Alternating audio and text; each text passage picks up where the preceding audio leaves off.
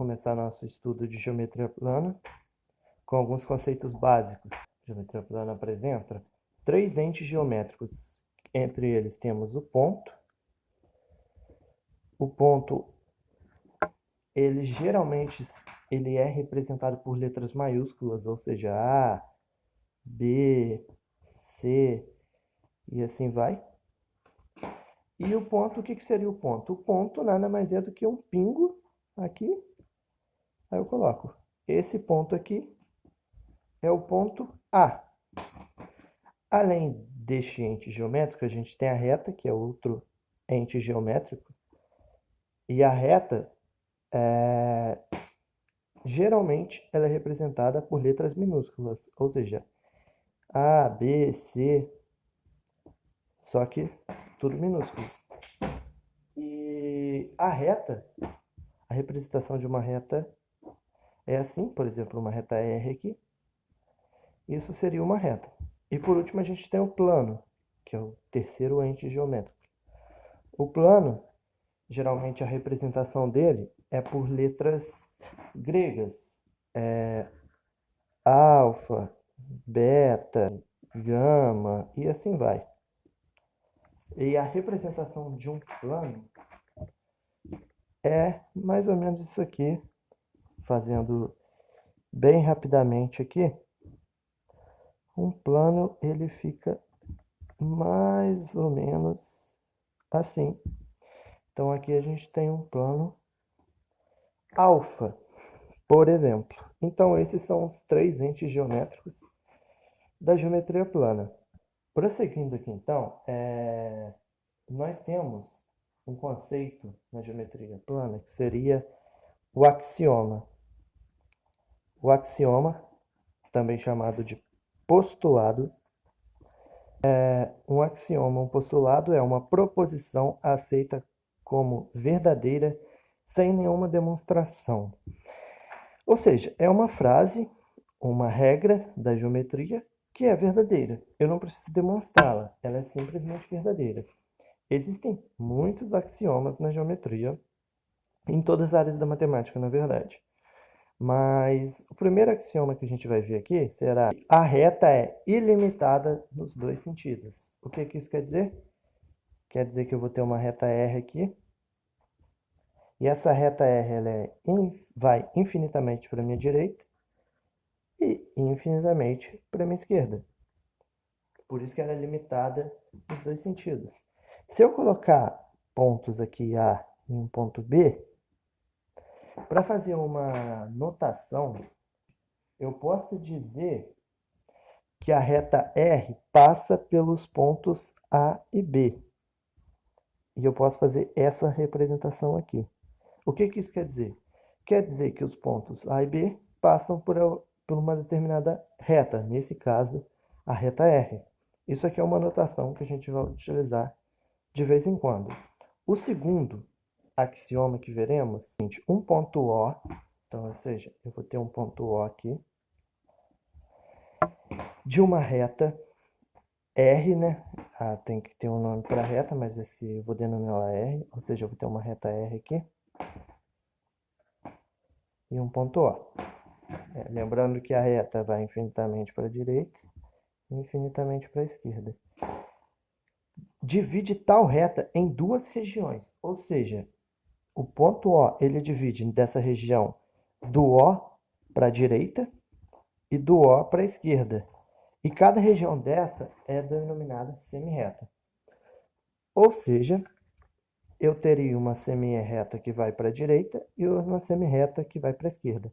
Esse ponto O ele pode ser chamado de origem da semirreta. Se eu colocar uma letra aqui, por exemplo, eu posso fazer a seguinte notação: OA, e colocar uma setinha só desse lado. Olha a reta, como é que tem a representação. A setinha vai para os dois lados. Aqui, a setinha vai apenas para a direita. É para dizer que é uma semirreta. Prosseguindo aqui, então, temos uma definição. Lembrando, isso aqui não é um axioma, é uma definição. Dada uma reta R qualquer, ou seja, uma reta R aqui, que vai infinitamente para a direita, infinitamente para a esquerda. Colocando dois pontos A e B sobre essa reta, ou seja, eu vou colocar um ponto aqui que eu vou chamar de A e vou colocar um ponto aqui que eu vou chamar de B. Teremos um segmento de reta, ou seja, o ponto A distância que vai desse ponto A até o ponto B é chamado de segmento de reta. E a notação dele é apenas um traço, a gente não tem setinha. Na reta a gente tem duas setinhas, na semi-reta a gente tem uma setinha, e no segmento de reta a gente não tem nenhuma setinha. E essa medida, quando a gente for falar de medida, a gente vai fazer a seguinte representação: medida do segmento AB. A gente vai colocar assim, M e entre parênteses AB, lembrando que não vai ter a setinha em cima ali.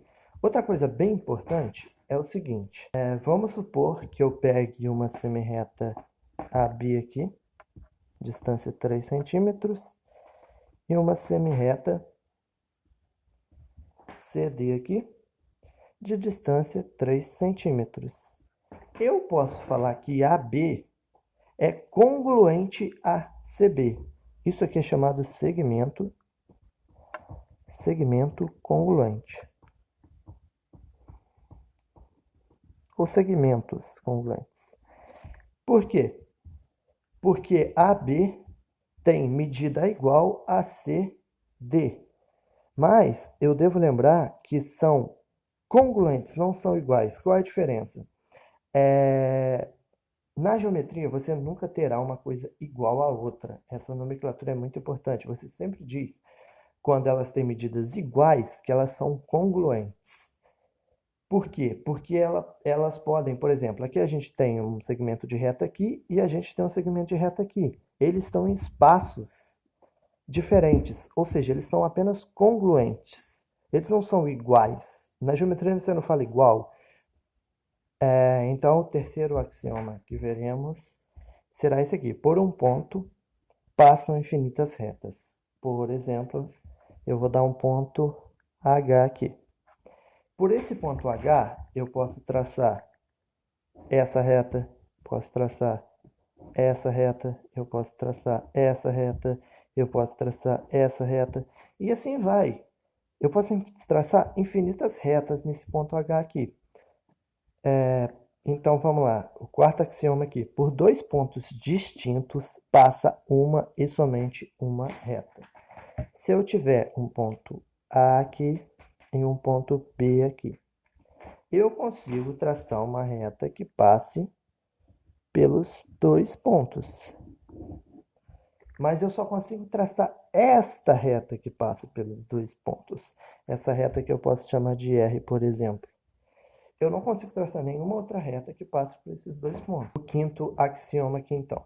Por um ponto P, ou seja, por um ponto P aqui, não pertencente a uma reta R, ou seja, esse ponto P ele não pertence a essa reta R que está aqui, é possível traçar uma e somente uma reta paralela a S. O que é reta paralela? Dado um plano, por exemplo, essa folha aqui é um plano. Dado um plano, eu posso ter reta paralela à reta R, será uma reta em que não encontrará a reta R em nenhum ponto. Por exemplo, se eu fizesse essa reta aqui, que eu vou chamar de T, essa reta T encontra a reta R nesse ponto aqui. A reta T não é uma reta paralela à reta R. Por isso, por um ponto P aqui, eu só consigo traçar uma reta aqui, que eu chamei de S, que seja paralela a R. Repare que essas duas retas vão subir infinitamente para cima e infinitamente para baixo, e elas nunca irão se encontrar, nunca terão um ponto em comum. Por isso que são retas paralelas. Então, eu tenho uma reta R e um ponto P, eu só consigo traçar uma reta S que seja paralela a R e passe por esse ponto P. Isso é que diz o quinto axioma. Prosseguindo então, toda reta que passa por dois pontos distintos de um plano está contido nesse plano. Por exemplo, eu vou ter um plano aqui que eu vou chamar de alfa, e eu vou ter uns pontos A e um ponto B. E vou traçar uma reta que passe pelos pontos A e B. Vou chamar essa reta de R. Se A e B são dois pontos que estão contidos em alfa, e R é uma reta que passa por A e B, então R também está contida em alfa. Então, uma segunda definição aqui será: pontos colineares são pontos que pertencem a uma mesma reta. Por exemplo, eu vou ter uma reta R qualquer aqui. E eu terei os pontos A, o ponto B e o ponto C. E aqui embaixo eu terei o ponto D. Eu posso dizer que A, B e C são pontos colineares, porque eles pertencem à mesma reta, mas o ponto D não é colinear a B e C. Por quê? Porque ele não pertence a essa reta R. Vamos para o nosso sétimo axioma aqui. Se A está contido entre B e C, então a medida de BC é igual à medida de BA mais a medida de AC. Como assim? Eu tenho uma reta aqui, R, e nessa reta R eu tenho o ponto B e o ponto C, e no meio aqui eu tenho o ponto A. Por quê? Porque o A está contido entre o B e o C. Então eu vou ter que a medida daqui até aqui, que é a medida BC, é igual a esta medida aqui mais essa medida aqui. Por exemplo, isso aqui vale 3 centímetros e aqui 4 centímetros. Se eu tenho que BA vale 3 centímetros e AC pede 4 centímetros, então eu vou ter que 3 mais 4 vai ser 7 centímetros. Ou seja, se BA é 3 centímetros e AC é 4 centímetros, BC serão 7 centímetros. Eu uso esta equação matemática aqui. Basicamente, você usa a lógica. Você não precisa nem decorar essa equação matemática. Só você usar a lógica mesmo. O nosso oitavo axioma aqui. Dados dois pontos distintos A e B de uma reta R. Ou seja, aqui eu vou ter uma reta R. E nessa reta R eu vou colocar os pontos A aqui e B aqui. Existe sempre um ponto C que está entre A e B. Ou seja, existe sempre entre A e B aqui, por menor que seja a distância de A e B, vai existir no meio deles aqui um ponto C, em qualquer lugar. E sempre vai existir também um ponto D, tal que A está entre B e D. Ou seja, B está aqui, A está aqui, o D tem que estar aqui para fora.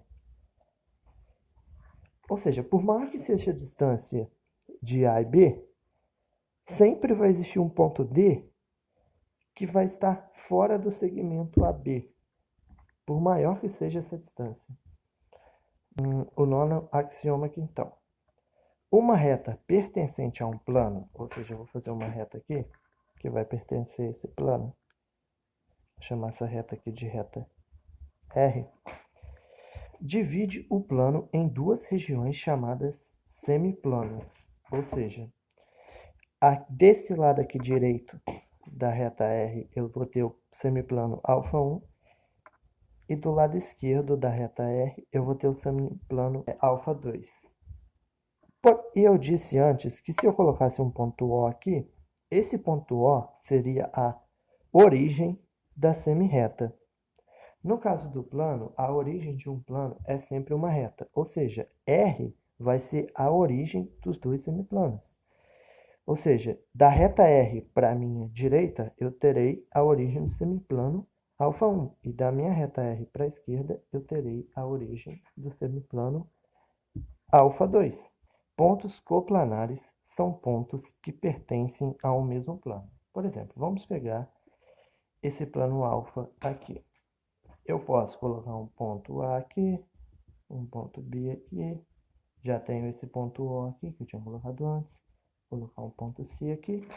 Esses pontos A, B, C, O são todos coplanares, porque eles estão em um mesmo plano. O axioma 10 aqui, que será o último axioma que veremos nessa aula, diz: três pontos não colineares determinam um único plano. Por exemplo, eu consigo pegar esses três pontos e fazer um único plano com esses três pontos. Ou seja, três pontos qualquer no espaço que eu pegar, eu consigo formar um plano com esses três pontos, independente de onde eles estiveram. A partir de 4 pontos vai depender. Às vezes eu consigo, às vezes não. Mas 3 pontos eu sempre consigo formar um único plano. E é a mesma coisa, eu não consigo formar nenhum outro plano que passe por esses 3 pontos. Veremos agora posição relativa entre duas retas. Existem 4 tipos de posição relativa entre duas retas. A primeira delas é o que chamamos de retas paralelas, que a gente já até viu nessa aula. Retas paralelas são retas coplanares, ou seja, retas que estão no mesmo plano, que não têm ponto em comum. Por exemplo, essa reta aqui e essa reta aqui, a reta R aqui e a reta S aqui. Elas vão continuar infinitamente para cima e infinitamente para baixo, mas nunca teremos um ponto em comum entre as duas retas. O segundo tipo de reta que nós temos são as retas concorrentes, que são retas coplanares, ou seja, que estão no mesmo plano, e que possuem um único ponto em comum. Por exemplo, essa reta aqui e essa reta aqui, essa reta R, essa reta S, elas vão apresentar esse ponto aqui que eu vou chamar de H em comum. Elas possuem um único ponto em comum, tem que ser apenas um.